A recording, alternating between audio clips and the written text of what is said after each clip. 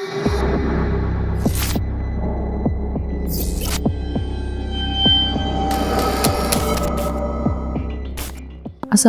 warahmatullahi wabarakatuh. Jumpa bersama saya Haza di channel Untung Ditonton.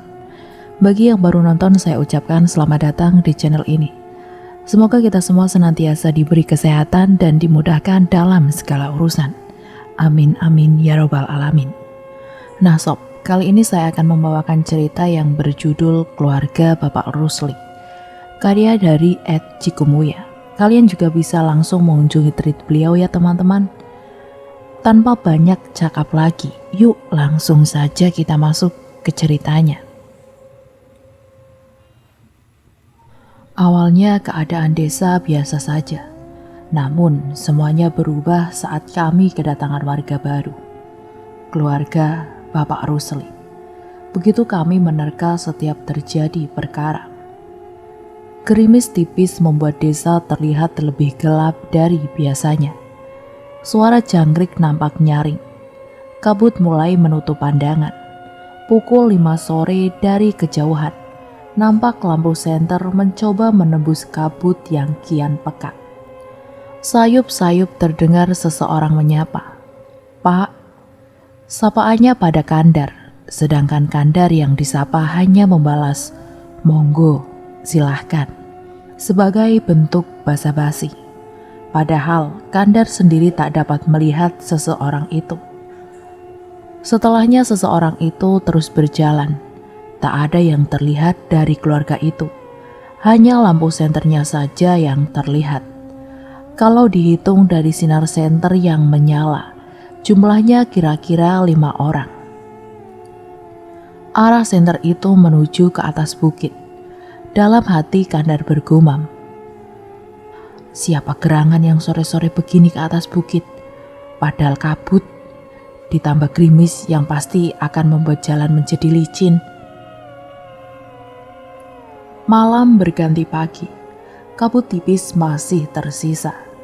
Rupik keluar rumah sembari membawa celurit hendak ke bukit, mencari talas untuk dibuat keripik. Dibangunkannya suaminya untuk bergegas ke sawah. Pak, tangi, wes esok, gek ndik Sabin. Pak, bangun, sudah pagi, segera ke sawah, kata Rupik sembari mengguncang-guncangkan tubuh suaminya. Kandar nampak mengerjap-ngerjapkan mata, setelahnya mengambil cangkul lalu bergegas ke sawah. Setelah suaminya pergi, Rupik juga bergegas pergi ke bukit. Suasana bukit masih penuh embun sisa hujan, namun ada yang berbeda. Saat Rupik sudah masuk jauh ke dalam bukit, nampak pagar dibangun di sepanjang jalan. Jadi di bukit ini tadinya hanya ada satu jalan setapak saja menuju air terjun desa, di mana di sana warga desa sering memancing ikan, juga mencari ubi talas. Namun kali ini jalan nampak bercabang, dengan satu jalan lain diberi pagar dari batang pohon. Loh, kemarin aku kesini belum ada pagarnya. Kapan bangunnya? Terus sudah ditanami bunga juga, batin Rupik. Melihat bunga mawar merah menjalar di pagar kayu tersebut. Karena penasaran, Rupik pun mengikuti pagar itu. Dirinya berjalan dan terus berjalan hingga akhirnya mendapati rumah yang begitu besar dengan semua bangunan terdiri dari kayu. Walah Gusti, apik tenan. Ya Tuhan, bagus sekali, gumam Rupik. Bu, panggil seseorang perempuan dari belakang, membuat Rupik sedikit kaget. Diamatinya perempuan yang sangat ayu tersebut. Kulit seputih awan, rambut panjang hitam pekat, dengan bibir mungil dan mata bening, membuat Rupik terperangah dalam beberapa detik. Ngapunten, ucap Rupik setelah tersadar. Dirinya sungkan karena merasa lancang, telah berani masuk kawasan asing hingga ketahuan yang punya rumah. Gak apa-apa bu, monggo masuk saja, kata perempuan itu ramah. Karena sudah tertangkap basah, Rupik pun menuruti dengan masuk ke rumah itu. Dipersilahkannya Rupik untuk duduk di kursi rotan tepat di teras rumah. Perempuan itu menyuruh Rupik menunggu sebentar, sebelum akhirnya perempuan itu masuk. Tak lama, perempuan itu kembali dengan membawa nampan, dengan 2 cangkir indah di atasnya. Dari gelas keramik itu saja Rupik tahu kalau perempuan yang dia temui bukan orang biasa. Ngapunten, jenengan ini siapa? Maaf, Anda ini siapa? Tanya Rupik sembari menundukkan wajahnya. Saya Arum bu, lalu ibu ini pasti warga desa seberang kan? Tanya Sekar setelah meletakkan 2 gelas keramik di atas meja. Silahkan diminum bu, kata Arum lembut. Namanya indah, puji Rupik. Nduk Arum tinggal di sini dari kapan? Tanya Rupik lagi. Saya tinggal di sini dari semalam bu, jawab Arum sembari mendekatkan teh itu ke Rupik, supaya teh itu lekas diminum. Pantesan, kemarin saya kesini tidak ada orang, belum ada pagernya, masih belantara, jawab Rupik tanpa memikirkan apa yang baru saja dia katakan. Ibu mau bekerja di sini? Tanya Arum memotong pembicaraan. Rupik nampak berpikir sejenak. Lalu memandang Arum dengan tatapan penuh harap. Mau nduk, kerja sebagai apa? Tanya Rupik yang nampak semangat. Masak sembari bersihin rumah, jawab Arum ramah. Iya mau, jawab Rupik. Kalau mau besok ibu kesini ya, mulai bekerja, kata Arum.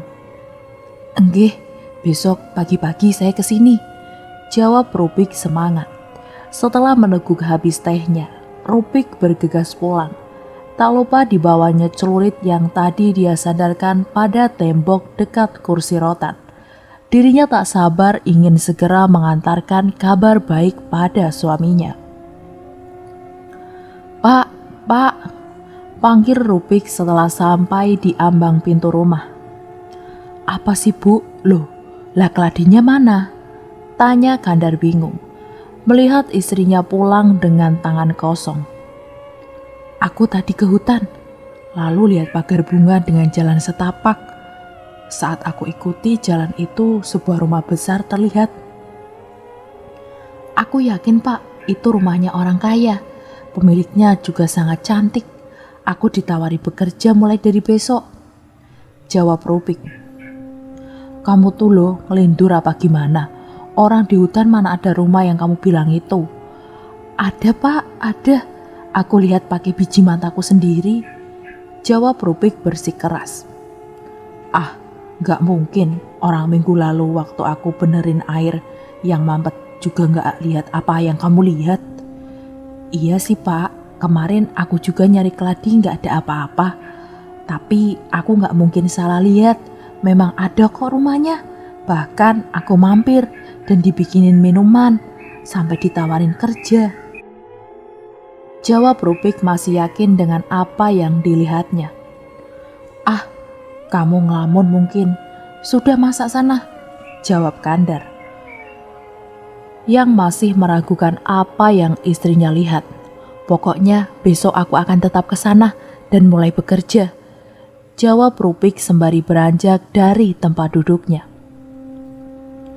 Menutup malam dengan penuh harap, semoga esok dirinya memang benar-benar mendapatkan pekerjaan. Pagi masih buta tanpa bias cahaya dari surya. Rupik sengaja bangun lebih pagi untuk membuat sarapan untuk suaminya. Membuat Kandar bergegas bangun saat asap tungku mulai memenuhi segala ruangan. Bu, beneran mau ke rumah itu? Yakin kalau kamu gak ngelindur waktu lihat rumah itu? Tanya Kandar memastikan. Aku tuh walau sudah umur 40 tahun, mataku masih awas pak, Masa iya rumah segede itu gak kelihatan dek mataku? Lagian bagus kalau aku bisa dapat kerja yang bisa ngasih penghasilan sebulan sekali. Lumayan buat benerin rumah. Kesal Rupik saat harus menjelaskan kembali apa yang dia lihat. Ya sudah, asal sebelum gelap kamu sudah harus pulang, kata Kandar sembari mengasah parang, membuat keadaan kembali hening. Saat matahari perlahan-lahan mulai kelihatan, Rupik bergegas ke bukit setelah memastikan makanan sudah tersedia di meja. Sengaja Rupik memasak lebih banyak supaya suaminya tinggal memanaskan jika hendak makan. Saat Rupik sudah di halaman rumah calon majikannya, terlihat Arum tengah menjemur baju. Dipandangnya Rupik dengan wajah senang, lalu berhambur mendekat ke arah Rupik. Saya kira ibu ndak jadi datang, kata Arum senang. Jadi non, saya butuh pekerjaan ini soalnya, jawab Rupik merendah. Senang saya dengernya, tapi panggil Arum saja. Mari saya kenalkan sama bapak, kata Arum sembari tersenyum, sedang Rupik mengangguk pelan. Setelahnya mengikuti Arum yang masuk ke dalam rumah. Baru ini Rupik tahu tentang suasana dalam rumah yang nampak redup. Sedikit sekali bias cahaya yang bisa masuk ke dalam rumah. Dengan segala bangunan terbuat dari kayu, ornamennya pun sangat kuno, namun terlihat sangat mahal. Seperti gelas keramik tempo hari. Sudah sangat lama Rupik tidak pernah melihat lagi gelas-gelas semacam itu.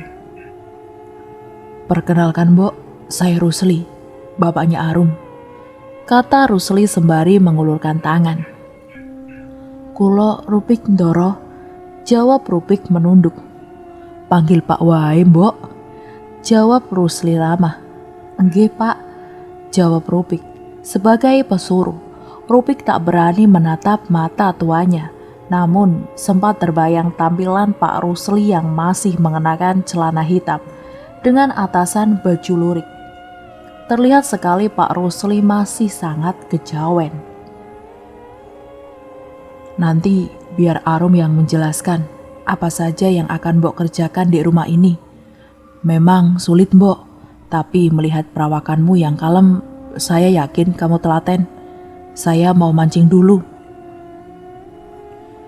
Jelas Rusli Rupik mengangguk kalem, walau masih bingung dengan kesulitan apa yang akan dia kerjakan.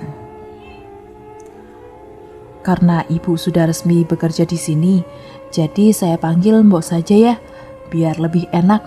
Enggih. Jadi tugas Mbok ini susah-susah gampang. Pertama, Mbok masak pagi. Gak banyak kok, di rumah ini cuma ada 3 orang saja. Saya, bapak, sama Dimar. Jadi untuk masakan tidak usah terlalu banyak. Untuk nyapu, nyuci, dan pekerjaan rumah yang lain, saya yang akan mengerjakan, kata Arum menjelaskan. Jadi tugas saya hanya masak, tanya Rupik bingung, tak melihat kesulitan dari tugasnya. Sambil rawat Dimar, adik saya, itu yang paling susah, kata Arum sendu. Kenapa non? Nakal ya anaknya. Ibu lihat saja sendiri, mari saya antar, jawab Arum. Sebelum itu Arum membawa 1 piring nasi, setelah itu berjalan mendahului Rupik. Semakin lama Arum berjalan, semakin gelap juga ruangannya. Dari ujung ruangan, Arum mengambil lentera yang seakan sudah dipersiapkan. Setelahnya Arum menyusuri tangga yang membawa mereka ke dalam ruangan bawah tanah. Suasananya sangat gelap. Satu-satunya penerangan hanya berasal dari lentera yang ada di tangan Arum. Selain itu ruangan terasa lembab, sedikit tercium bau anyir yang membuat debar jantung Rupik terpacu. Hingga akhirnya sinar lentera menerangi sebuah pintu kayu dengan simbol yang aneh, membuat Rupik kian bingung. Sebenarnya tugas apa yang akan dia kerjakan? Ceklek, pintu terbuka. Digantungnya lentera itu sehingga seisi ruangan terlihat lebih terang. Mata Rupik terfokus pada sebuah box bayi yang berukuran lebih besar, hingga rasanya box itu bisa ditiduri orang dewasa. "Kak," panggil seseorang dari dalam box. "Iya dek," jawab Arum sembari mendekat ke arah box. "Gimana tidurnya? Nyenyak?" imbuh Arum. "Lapar," rintih anak di dalam box. "Iya, sebentar ya," jawab Arum dengan suara lembut. "Sini mbok," panggil Arum membuat Rupik berjalan mendekat. Jalan Rupik terasa berat karena bau anyir semakin menyeruak, ditambah banyak lalat hijau yang hinggap di mana-mana, membuat badan Rupik bergetar hebat. Namun, karena perintah juga karena rasa penasaran, diseretnya kaki yang kian berat dirasa. Toh tuanya saja tak bereaksi geli atau semacamnya. Mungkin saja anak yang ada di box itu hanya sakit keras, hingga aromanya anyir. "Duh Gusti," pekik Rupik saat melihat sosok yang tengah tidur di ranjang. Rupik memejamkan matanya, tak kuasa menahan takut tentang apa yang baru saja dia lihat. "Geli ya mbok? Adik saya memang terlahir demikian. Ibu saja sampai kabur karena tak kuasa melihat anaknya sendiri," kata Arum sendu. Kalimat yang keluar dari mulut Arum membuat Rupik kasihan. Dibuka matanya memandang Dimar lebih jelih lagi. "Ini teluh non," jawab Rupik melihat kondisi Dimar. Kondisinya sangat mengenaskan. Tak ada mata, tak ada tangan, tak ada kaki. Tak ada tengkorak kepala sehingga otaknya terlihat. Itulah yang membuat aroma anyir menyeruak sedari tadi. Otaknya bahkan diliputi ulat, lingkar matanya bernanah, tangan dan kakinya seakan dipotong, dengan luka yang tak pernah mengering. "Saya tahu, makanya Bapak kesini untuk cari obatnya. Jadi tugas Mbok yang paling susah itu merawat Dimar, memandikan, nyuapin makan, sembari membersihkan ruangan ini. Sebulannya Mbok akan dapat 5 juta. Tapi satu pesan saya Mbok, jangan sampai orang tahu tentang rumah ini, juga tentang Dimar," jelas Arum. "Maaf non, saya ndak bisa," jawab Rupik takut. Dia menganggap dirinya tidak akan bisa melakukan itu. "Tolonglah Mbok, nanti untuk gajiannya separuh akan kita bayar di awal. Bisa kan Mbok?" tanya Arum dengan tatapan memelas. "Kalau bukan sama Mbok, saya mau minta tolong ke siapa?" tanya Arum membuat Rupik iba. Di pikirannya keputusan itu baik-baik. Sampai akhirnya Rupik pun setuju.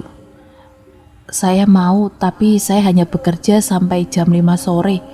Sebelum gelap saya sudah harus pulang," jawab Rupik. "Ah, gak apa-apa Mbok, gak masalah," jawab Arum senang.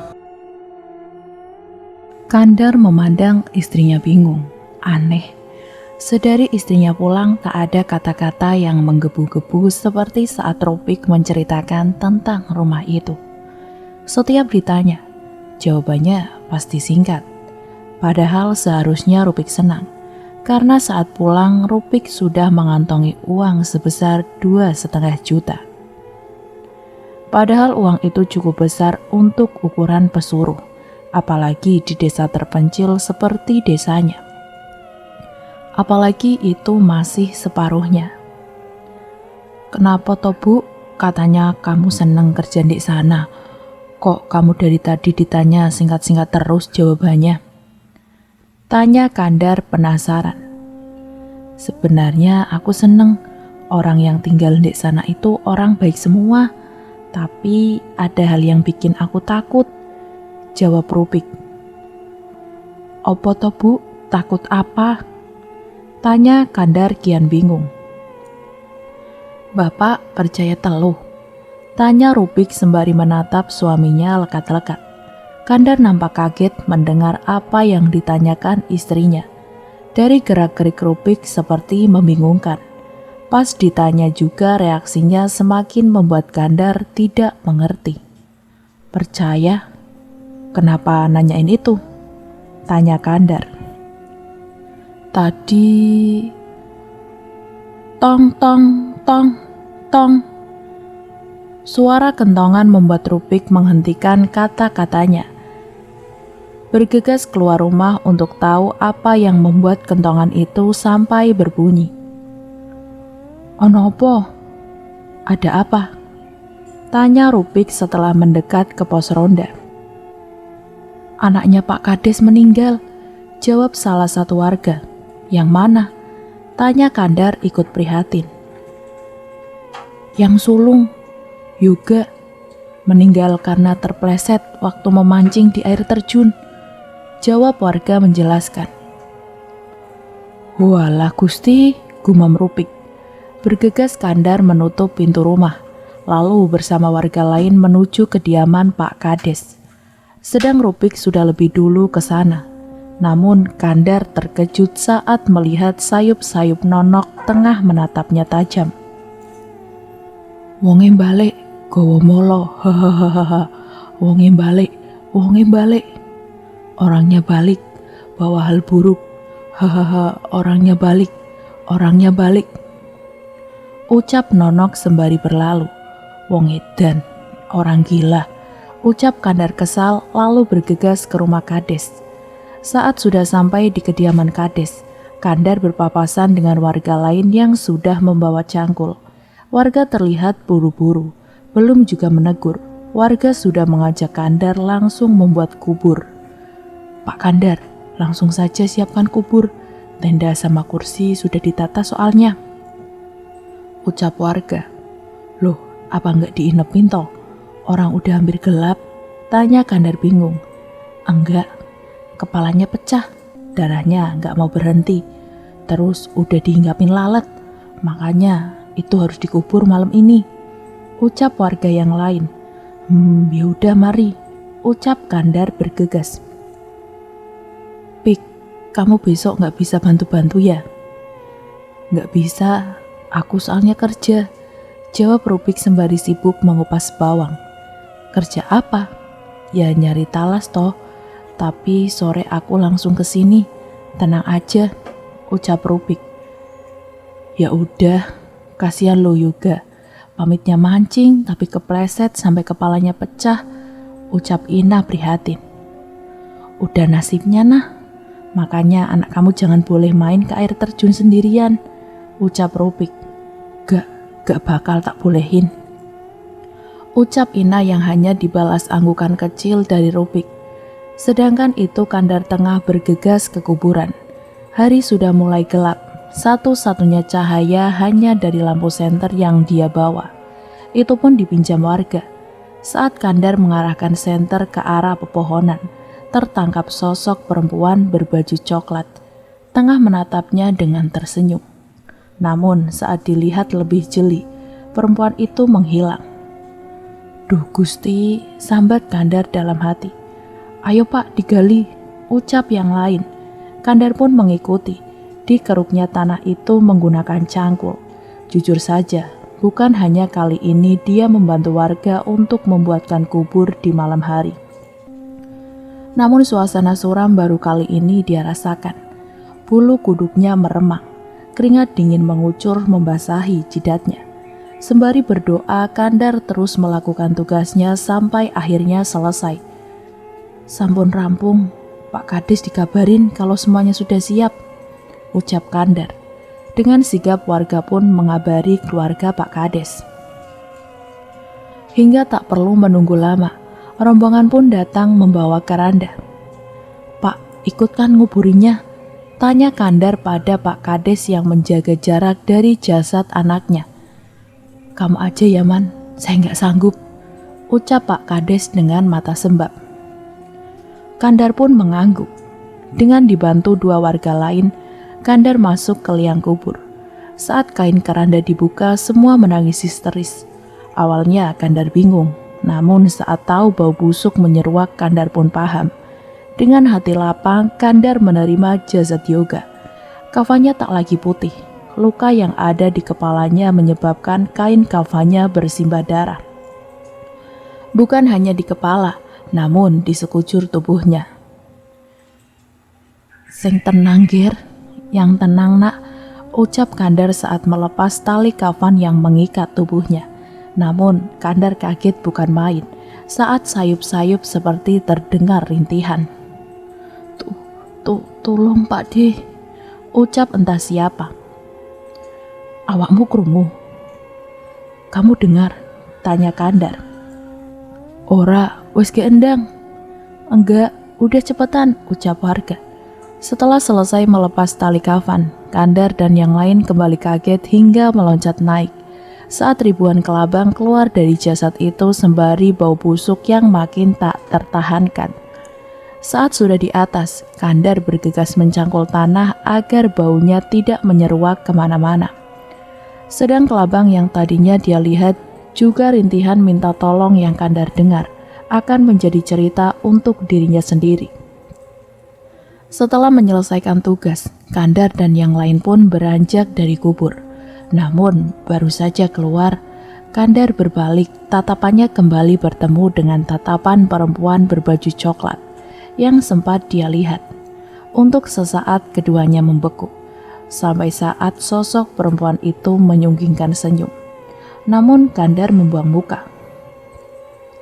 "Heran, kalau kakinya nampak di tanah, pasti aku benar-benar ngira kalau dia manusia," gumam Kandar di tengah-tengah orang yang bergegas meninggalkan kubur. Suasana rumah kades begitu ramai. Banyak warga dari desa sebelah yang menyampaikan duka cita atas kematian Yoga yang begitu mendadak. Sedangkan Kandar dan orang yang sempat membuat kubur minta izin untuk pulang terlebih dahulu untuk membersihkan diri. "Bu, ayo mulai." "Bu, ayo pulang," ajak Kandar. "Ayo," balas Rupik. Lalu berpamitan dengan orang-orang di dapur. Setibanya di rumah, Kandar bergegas masuk ke kamar mandi, mencuci mukanya dengan air dingin berkali-kali sampai rupa dari mayat yang tadinya dia kuburkan hilang. Setelah mandi, setiap dia mengguyurkan air terdengar suara sayup-sayup rintihan. Rintihan kecil seperti seseorang yang tengah menangis. Namun saat Kandar menghentikan guyuran air, suara itu hilang. "Asu," umpat Kandar kesal, bergegas menyelesaikan mandinya. "Pak D, tolong," ucap suara entah siapa. Sesaat Kandar terdiam. Namun tak dihiraukan suara itu. Dirinya bergegas keluar, menemui Rupik yang tengah mengaduk teh. Katanya kalau belum 40 hari, arwah itu masih ada di sini. Kalau meninggalnya saja rupanya seperti itu, gimana kalau jadi arwah? Kata Rupik. Brak, brak, brak, brak. Sesaat Rupik terdiam kaget, lalu bergegas ke arah pintu. Disentuhnya gagang pintu yang tengah digebrak oleh entah siapa. "Astaga, kamu ternyata," ucap Rupik saat melihat. Ternyata warga yang menggebrak pintu. Danang meninggal," kata warga itu dengan nafas terengah. "Kok bisa?" Pekik Rupik bingung. Kurang ngerti.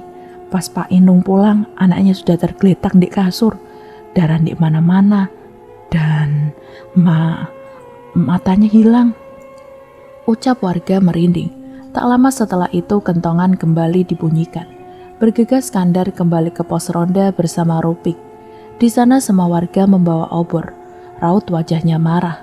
Baru saja 1 hari 2 anak meninggal. "Gimana ini baiknya?" tanya Kandar saat sampai di sana. "Desa kita ndak aman. Kayaknya ada yang sengaja nebar teror.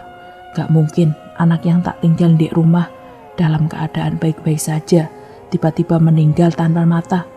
Anak saya pasti dibunuh. Anak Pak Kades juga pasti begitu. Mana ada anak kepleset terus kepalanya pecah. Anak itu mancing di pinggir. Paling mentok meninggal karena hanyut." Ucap Inung marah. "Sebelum itu mending kita segera buat kubur, Mas," ucap adik Inung yang tiba-tiba saja datang dari belakang. Baunya udah nyebar, gak mungkin diinepin," imbuhnya dengan mimik wajah sedih. Inung tertunduk sembari menutup mukanya. Dadanya terasa panas. Kehilangan seorang anak sudah terlalu berat untuknya, apalagi harus kehilangan dengan cara yang mengenaskan. Sudah, Pak Inung pulang saja. Saya sama warga biar kembali membuat kubur, sisanya mengurus jenazah. Sebaiknya anak-anak dikumpulkan jadi satu tempat saja, biar kejadian ini nggak terulang, ucap Kandar menghimbau warga yang lain. Jam sudah menunjukkan pukul 11 lebih 45 menit malam. Secepat mungkin Kandar bergegas. Setelah sampai di kuburan, Kandar dan yang lain bergegas menggali kembali dengan secepat mungkin. Tak ada yang saling bicara, tak ada juga yang membicarakan kejadian demi kejadian. Membuat keheningan menyebar hingga suara burung lebih dominan. Setelah cukup dalam, sesuatu terlihat. Semakin digali mata Kandar semakin membelah. Loh, lah ini makam yang tadi toh. Lah ini kan Yoga, anaknya Pak Kades. Pakik Kandar saat mengambil papan yang terlihat masih sangat baru. Bau busuknya menyeruak membuat yang lain sudah terlebih dulu naik. Hihihihihi. Suara tawa membuat semua mata tertuju pada pohon kamboja. Sumber suara berasal, namun tak ada siapapun di sana. Pak Kandar, mayatnya udah gak ada, kata warga saat kembali melihat ke liang kubur. Asu, kok koyo ngene dolanane awake dhewe. Sial, kok kayak gini dikerjain kita, ucap Kandar kesal. Udah, nanti gak usah cerita tentang apa yang kita lihat, kasihan keluarganya Danang, ucap Kandar menutup malam dengan semua cerita yang dia simpan rapat-rapat. Sopo jenengmu? Siapa namamu? Tanya Rusli dengan suara berat. Sekar Arum, jawab putrinya sembari menundukkan kepala, juga tubuh yang tertunduk bersimpuh, terlihat lesu. Sopo bopomu? Siapa bapakmu? Rarinda Rusli, jawab Arum dengan suara bergetar. Sopo adimu? Siapa adikmu? Tanya Rusli semakin dingin. Lintang Dimar. Suara Arum tercekak. Sopo biungmu? Siapa ibumu? Tanya Rusli dengan menatap tajam ke arah Arum. Arum boten gadah biung. Biung pun sedo. Sawise biung metu saka omah. Arum tidak punya ibu. Ibu sudah mati semenjak ibu keluar dari rumah. Suara Arum nyaris berbisik. Matanya berair. Suaranya serak seperti menahan ribuan jarum setiap Rusli menanyakan dirinya.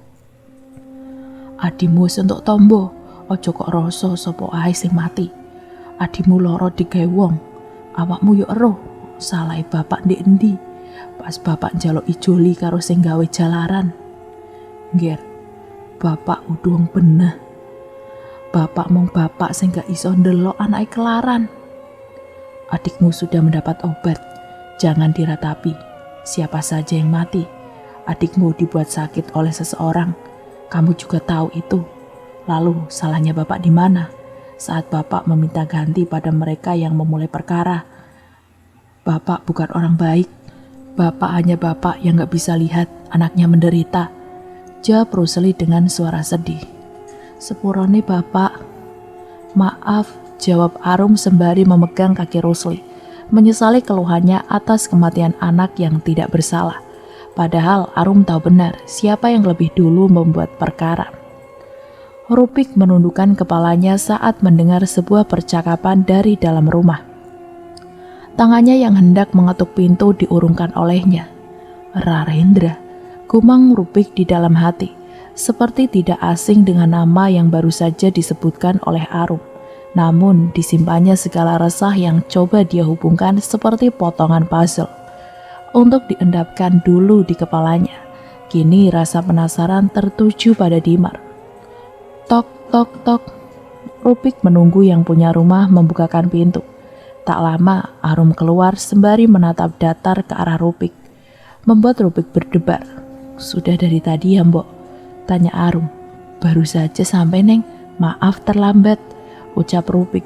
Senyum Arum kembali merekah saat Rupik mengatakan dirinya baru saja datang, menyuruh Rupik bergegas masuk. "Mbok," sapa Rusli ramah, sedang Rupik hanya membalas dengan senyum tipis sembari menundukkan kepalanya. "Mbok, lihat Dimar yuk," ajak Arum. "Mari," jawab Rupik yang kian penasaran. Bukan lagi di ruang bawah tanah, Arum mengajak Rupik ke sebuah kamar yang berhadapan dengan kamar Arum. Kamar yang sempat dilihat dirinya saat hendak masuk ke ruang bawah tanah. Dari depan pintu tak tercium bau anyir, membuat Rupik makin yakin dengan apa yang dirinya yakini. Perlahan Arum mulai membukakan pintu. Terlihat seorang anak laki-laki tengah terduduk di kursi, memandang lurus ke arah jendela, membiarkan badannya diterpa matahari pagi. Dari ambang pintu saja Rupik sudah hampir menangis, melihat batok kepala dari Dimar yang tadinya tidak ada. "Dek, coba lihat siapa yang datang," ucap Arum sembari memutar kursi, sehingga saling bertatapanlah Rupik juga Dimar. Rupik terjatuh, kepalanya pening melihat kedua bola mata bening yang tengah menatapnya tanpa dosa. Dadanya terasa panas, bahkan rasanya ingin pingsan. Namun badan Rupik bergetar saat Arum memegang bahunya. "Non, maaf," ucap Rupik bergetar. Saya ada urusan," ucap Rupik bergegas bangun dengan kepala yang masih sempoyongan. "Urusan apa, Mbok?" "Loh, Mbok kok sempoyongan?" tanya Arum bingung. Tanpa menjawab Rupik terus berjalan, ditahannya rasa takut yang memuncak. Namun saat sudah di ambang pintu, sebuah suara menghentikan Rupik. "Kandar bojomu toh?" "Kandar suamimu kan?" tanya Rusli dengan suara berat. "Arimbi bojoku." "Arimbi istriku," imbu Rusli sembari menarik nafas panjang. "Awakmu mesti wis tau krungu. Lenggah, sing kok rungokne udu sejatine barang sing kedadean. Kamu pasti pernah dengar. Duduk, yang kamu dengar bukan yang sebenarnya terjadi," kata Rusli sembari menarik bangku di sampingnya. Rupik terlihat takut, badannya masih bergetar. Dari hal yang dia dengar tak ada satupun cerita yang membuat Rarendra terlihat baik di mata Rupik. "Aku mau nggrogohi sing gawe jalaran. Awakmu teko sawise itu kedadean. Awakmu ora salah. Aku hanya membuat masalah dengan pembuat masalah. Kamu hadir setelah semua terjadi. Kamu tidak salah," ucap Rusli ringan. Mendengar apa yang dikatakan Rusli, Rupik pun mendekat lalu duduk di bangku yang sudah disiapkan. "Arum, mlebu, jogo adimu. Arum, masuk, jaga adik," perintah Rusli sebelum menjelaskan. Membuat Arum bergegas masuk, walau terlihat jelas raut wajah kecewa di matanya. "Arimbi, sopo sing gak ngerti dek nih, kembang desa, pasuryane ayu, alus tuturane, becik tumindake, wong ngirane aku main dukun iso ngolehne deke. Aku tani, lemah gak sepiro, wani ngerabi dekne anak priyayi. Arimbi, siapa yang gak tahu dia? Kembang desa, cantik parasnya, halus bicaranya, baik kelakuannya. Orang ngira aku pakai dukun bisa dapetin dia. Aku petani, tanah tak seberapa, berani nikahin dia yang anak bangsawan." Rusli menelan ludah sekaligus kepahitan yang dia rasakan secara bersamaan, sebelum akhirnya melanjutkan cerita. "Awal menikah, semua berjalan lancar. Seorang anak priayi bisa hidup dengan kaum sudra sepertiku. Dilepas segala atribut kemewahan, beserta diterimanya ancaman kehilangan warisan yang begitu banyak atas nama cinta. Dia menjadi orang biasa denganku, hingga kami dikaruniai seorang anak. Sekar Ayung. Ayu kan persis paras ibunya." Air mata mulai turun dengan intonasi suara yang kian serak. "Namun, yang namanya sirik itu ada. Kades, orang yang sejatinya aku anggap teman, ternyata mengirim teluh pada Dimar. Kulihat anakku sendiri lahir seperti tercapik-capik. Dadaku panas. Selama hidupnya, aku melihat dirinya menderita. Belum cukup, belum cukup sampai di situ. Dihasutnya Arimbi kalau aku penyebab Dimar terlahir demikian. Katanya aku memiliki perjanjian dengan iblis. Dia bilang aku membuat Arimbi tergila-gila hingga anakku yang kena tulah. Ucap Rusli nyaris berbisik. Alhasil warga datang berbondong-bondong menemuiku, merutukiku, memaki, melempari gubungku dengan batu. Istriku dirampas, Arimbi dipulangkan ke orang tuanya. Seperti binatang, kami dipaksa pergi. Aku, Arum dan Dimar bertahun-tahun hidup mengasingkan diri. Salah saat aku mengambil bagian, ucapnya keras. Ku ambil tepurung kepala anak kades supaya dia tahu rasanya hancur. Inung, dia tahu benar tapi dia tutup mata. Ku ambil mata anaknya supaya dia bisa melihat apa itu penderitaan. Sisanya, anakku belum memiliki tangan dan kaki. Ucap Rusli mendadak dingin. Jangan lagi ada yang mati. Rintih Rupik. Kenapa? Kamu sudah tahu selanjutnya siapa? Tanya Rusli dingin. Rupik tak lagi merintih. Kini dia bersimpuh di kaki Rusli, sembari menangis terseduh-seduh. Bilang suamimu, aku mau ambil bagian. Jawab Rusli, bajingan. Umpat Rupik bangun dari posisi yang tadinya meringkuk untuk mencari belas kasihan. Tatapan tajam masih lurus tertuju pada Rusli. Sedang Rusli sendiri menatap datar seakan tak tergerak. Rupik bergegas keluar dari rumah. Di depan dirinya sudah disambut oleh hujan yang sangat deras. Langit mendung beradu suara petir yang seakan meneriakinya untuk segera pulang. Cuaca tak membuatnya berjalan pelan. Diangkat roknya sebatas lutut lalu berlari secepat-cepatnya. Dari balik punggungnya batang pohon tumbuh merapat menutup jalan. Di cabang jalan Rupik berbalik. Tak ada pagar yang ditumbuhi bunga mawar. Tak ada jalan setapak, tak ada rumah dari kayu. Semua kembali seperti sebelum rumah itu ada. Degup jantung Rupik beradu. Apa yang sebenarnya aku temui? Ucap Rupik menangis terseduh-seduh. Pada siapa sebenarnya aku mengabdikan diriku? Imbuh Rupik. Hihihihihi. Suara cekikikan terdengar dari balik dahan pohon. Kini lama suara itu seakan menyebar ke segala penjuru, membuat Rupik kian ketakutan. Kalian, keterlaluan. Rintih Rupik kembali berlari. Bu, panggil Kandar dari kejauhan. Pak, Bapak, teriak Rupik yang mempercepat kakinya.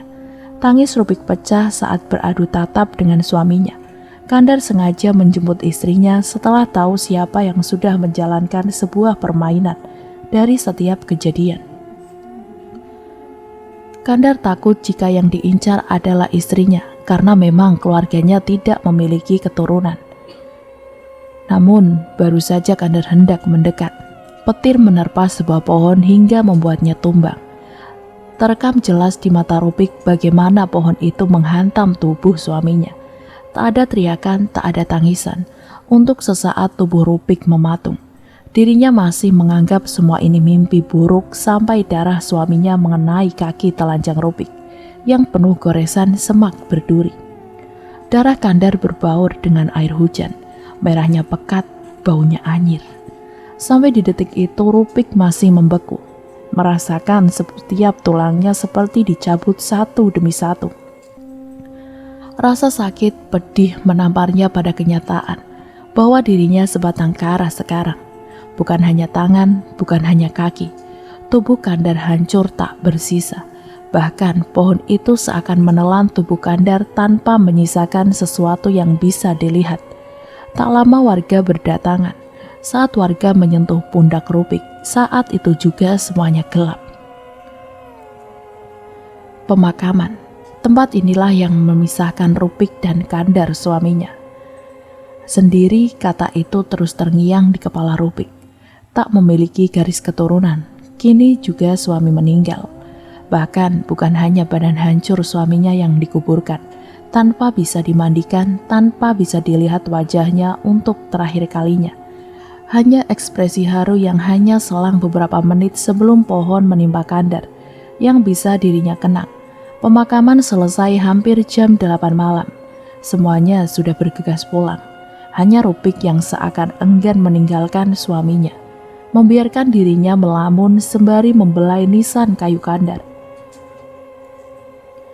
"Sekarang sudah impas," kata seseorang perempuan berkerudung yang tiba-tiba saja bersimpuh di dekatnya. "Dosanya sudah dibayar lunas. Tragedi masa lalu sudah tinggal cerita," imbuh perempuan itu. "Belum, aku akan menuntut balas," jawab Rupik dingin. "Pada siapa?" "Mereka sudah mati, menepi ke kota. Mereka bahkan terbakar hidup-hidup sebelum berangkat. Bahkan suamimu melemparkan api itu ke rumah kami. Ada yang hilang dari ingatan mereka. Bagaimana warga membunuh keluargaku dengan keji. Ada yang hilang dari ingatan mereka, bahwa aku pergi agar keluargaku selamat. Tapi tidak. Mereka membantai keluargaku tanpa ampun. Tahu yang lebih kasihan?" tanya perempuan itu. "Apa?" tanya Rupik dengan nada bergetar. "Mereka tidak tahu mereka sudah mati," ucap perempuan itu datar. "Memang, siapa kamu?" tanya Rupik kesal sekaligus takut. "Arimbi." Dan akhirnya cerita pun selesai. Sampai berjumpa kembali lagi di cerita misteri selanjutnya ya teman-teman. Dan jangan lupa untuk like, komen, dan subscribe, serta nyalakan juga tombol loncengnya, agar kalian mendapatkan notifikasi jika kami mengupload video terbaru yang tentunya dari channel ini. Apabila terdapat salah-salah kata maupun artikulasi yang kurang jelas, saya mohon maaf yang sebanyak-banyaknya. Terima kasih dan wassalamualaikum warahmatullahi wabarakatuh.